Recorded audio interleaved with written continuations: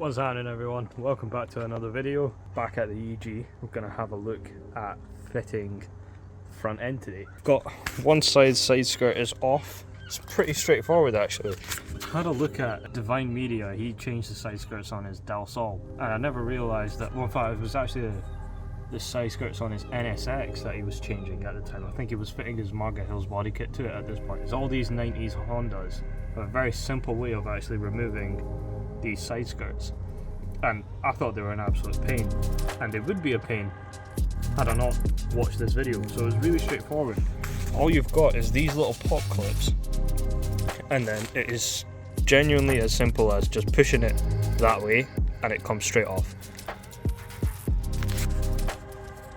Genuinely one of the easiest things I've done on this car.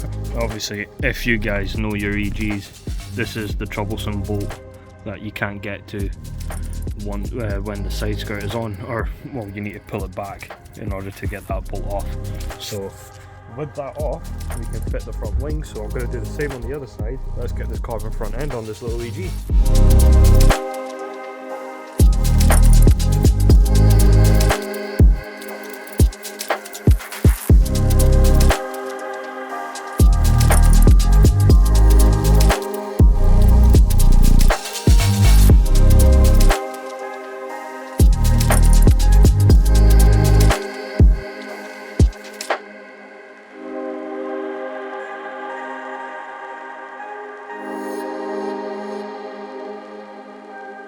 My apologies, it's actually been quite a while since I last uploaded.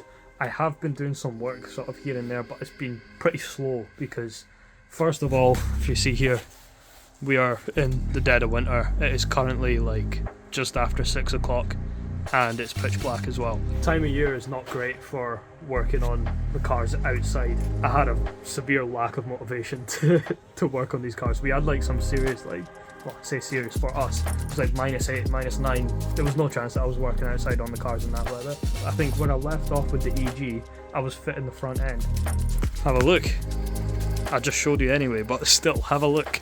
This is it. Full carbon front end is on. The headlights are in, and it's looking pretty sweet. Kind of get an idea how this thing's gonna look, and it's coming out pretty sick. Obviously, like a few issues with fitment, just because obviously we removed the front cross member, and right now it's just sort of loosely bolted into place, so everything's not fitting perfectly. But we'll get there. The reason why I'm back here tonight is because I was struggling to get the radiator and stuff fitted, because first of all, I didn't have an expansion tank, and secondly, the little rubber mitts on the bottom, I never had any of them, and no one close to me had any either. So I did try messaging a few people, but it's just such a insignificant part that pretty much just gets thrown away. So I managed to get some in. Lovely overseas, some rubber bounce, but when I was looking for an expansion tank, I mean, they were just getting a bit ridiculous. I mean, for a little plastic bottle, people are wanting like 30-40 pounds in that, and I was like, that's just, it's a bit much. And then I came across these guys on eBay, of all places, that do this lovely little piece of kit, which I haven't seen before, but I think it's pretty cool. Have a look at this. Metal expansion tank. Nice and clean, sort of tidies it up. I think that's going to look so much nicer than obviously the standard old bottles. They get yellow and they get like all the black mold and stuff inside them, and they just look a bit gross. That's going to look really tidy. I'm looking forward to this. We can get the radiator in, get that expansion tank in, get the hoses on as well. So hopefully I can remember where everything goes. If not, I'm pretty sure Google will be my friend.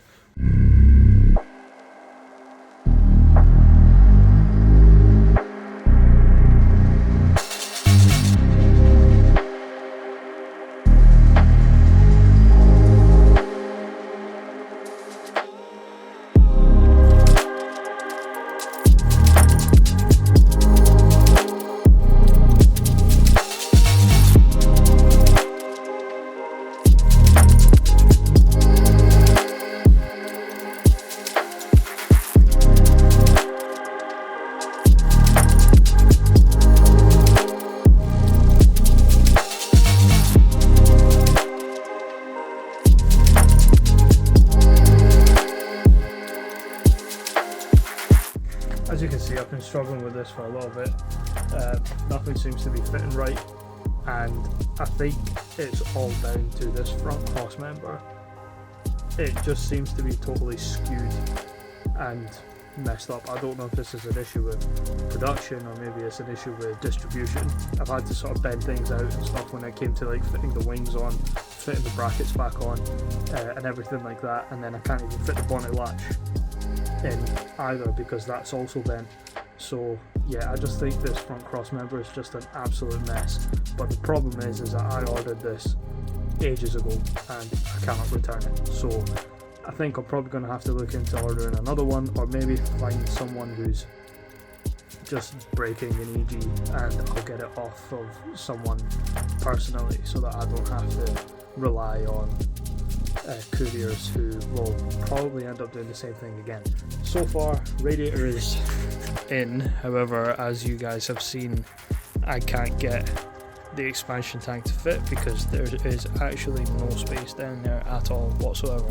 This also snapped the sort of captive nut that's on the other side of, or the underside of this, so yeah, that wasn't very strong either. Despite the setbacks that we had anyway, I decided to crack on with something totally different. There have been more setbacks. I'll show you these first. So the hoses that I was sent from Tegawa were for a D series, however it's been months so I can't return them, so I need to order some D series hoses. Other than that, we've had, so obviously the expansion tank didn't fit because this is just totally a mess. Like that should be flat there, right? But if it's flat then it doesn't sit on that. So yeah, just a total mess. We'll disregard that for now. But I decided to sort of mess around with the wiring and try and get some of that in place, and as a result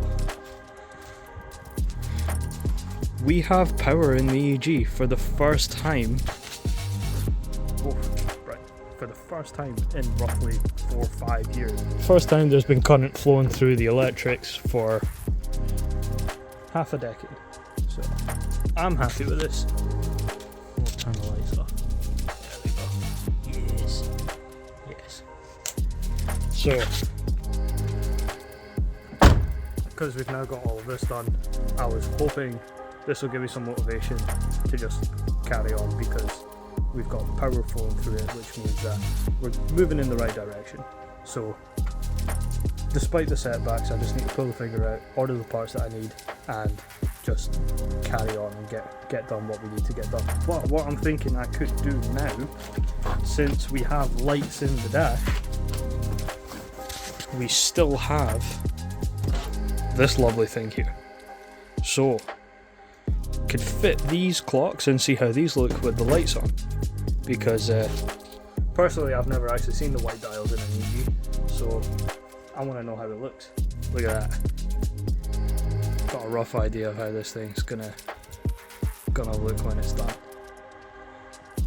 It's gonna be a fun wee car. Okay, so this is a pretty easy job to do. There's literally just 2 crosshead screws.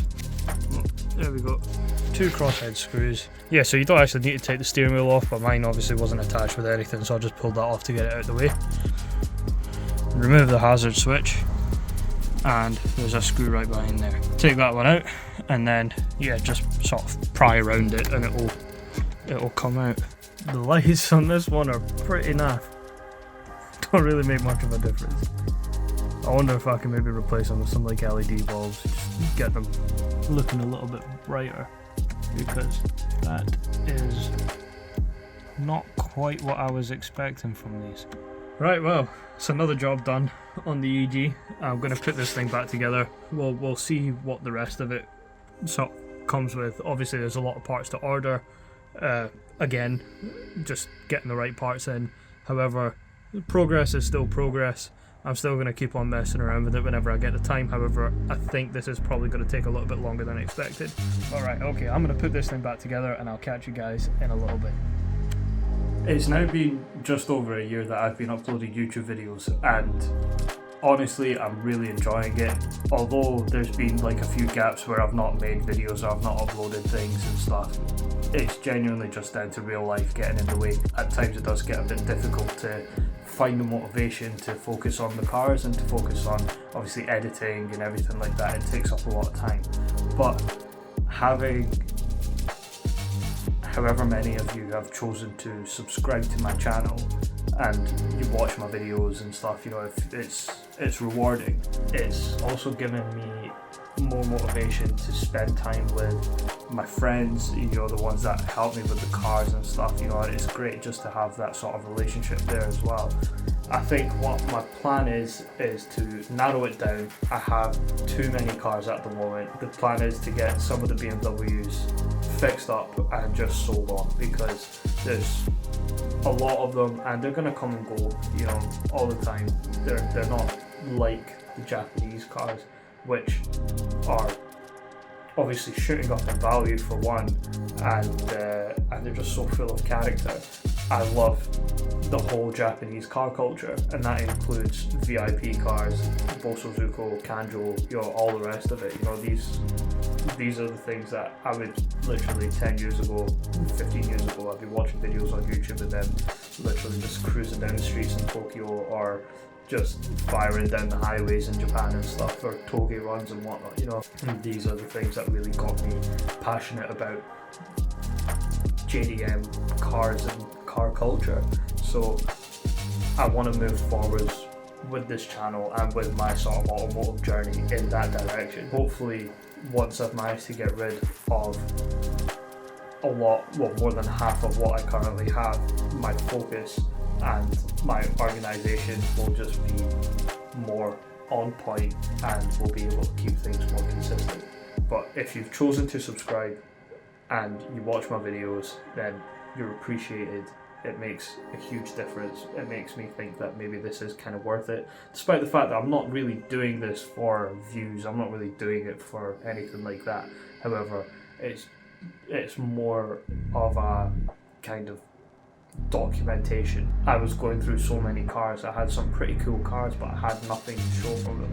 So once they were gone, that was it. They were just gone. Like, they were literally going so quickly that I never had chances to make sort of key memories with them, like going on drives and taking pictures and stuff like that. There was literally just maybe a few pictures here and there of some of the cars, but some of them there was nothing.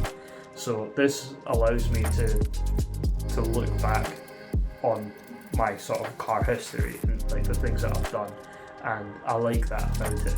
So I'm going to continue this, and hopefully if something can come of it, then even better. However, if it doesn't, then it doesn't, but I've got all those memories there, and that's more what I want from it. And if you've stuck around listening to me waffle on for however long I've been chatting for, you're an absolute legend. So peace out, and I will see you guys in the next one.